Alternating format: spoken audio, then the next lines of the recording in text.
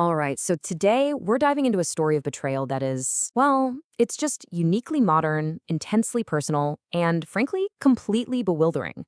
This isn't your standard story about cheating, not even close. We're going to break down what happens when trust, intimacy, and our digital lives collide in the worst way imaginable. And it all kicks off with this single sentence. Just wow. Every single part of that is a total gut punch. This is the moment, the discovery that sets the stage for everything we're about to unpack. A moment that isn't just about heartbreak, but about a profound sense of violation. So let's get into it. What actually happened here? Before we can even begin to understand the emotional fallout, we have to get a crystal clear picture of the facts. What was really going on? So here's the breakdown. And man, it's a lot to take in. It wasn't just sexting another guy. They were literally trading explicit photos and videos of their girlfriends. And the conversation, it wasn't just about them wanting to sleep with each other. They also talked about wanting to sleep with each other's girlfriends. This is a betrayal with so many different, complicated layers. And this right here, this gets to the very heart of it. You can feel her confusion, right? Because this situation, it just doesn't fit into any neat little box of betrayal that we're used to. So our job here is to try and answer that question. What in the world did just happen? Okay, so to really get our heads around this, we have to look at it as a dual betrayal. The reason this feels so incredibly painful and confusing is because the hurt is coming from two completely different directions at the exact same time. And this is the perfect way to see it. On one side, you have the classic emotional infidelity, the sexting, the desire for someone else. But on the other side, you have this incredibly deep digital violation. Her private, intimate content was shared without a permission, used like some kind of trading card. It's the collision of these two things that makes this so uniquely devastating. So how does a betrayal like this even feel? What does it do to you emotionally? As we're about to see, it triggers a very specific, and maybe for some, a very unexpected kind of emotional reaction. Now just look at this breakdown. Heartbreak, it's there, sure, but it's a tiny, tiny sliver of the whole pie. The overwhelming emotions are a profound sense of violation, followed by pure anger and disgust. This is not a typical breakup, because that digital violation has completely rewired the entire emotional response.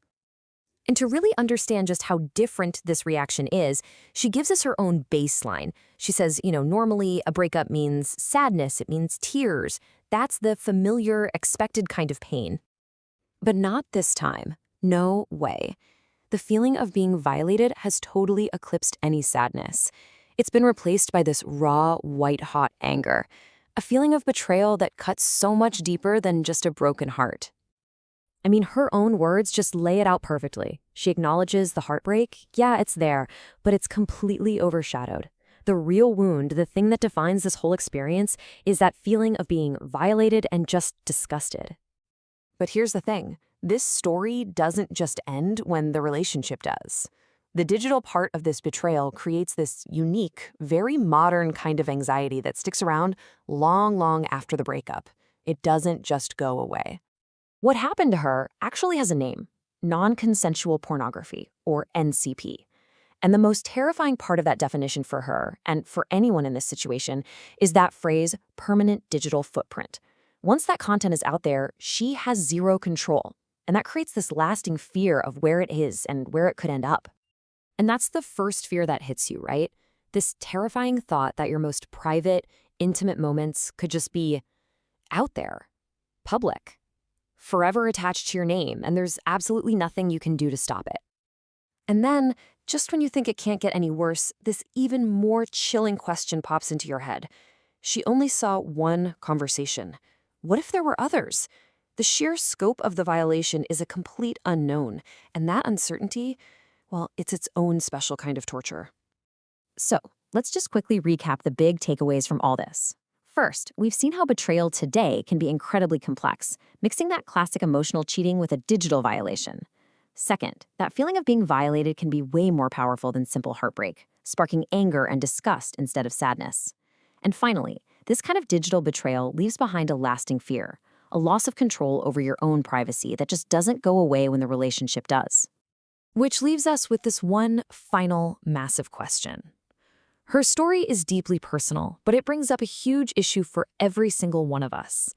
As more and more of our private lives are stored and shared digitally, the very definition of trust has to change. So what does it really mean to trust someone when a single click, a single screenshot, can turn a private moment into a permanent public liability? That's definitely something we all need to be thinking about.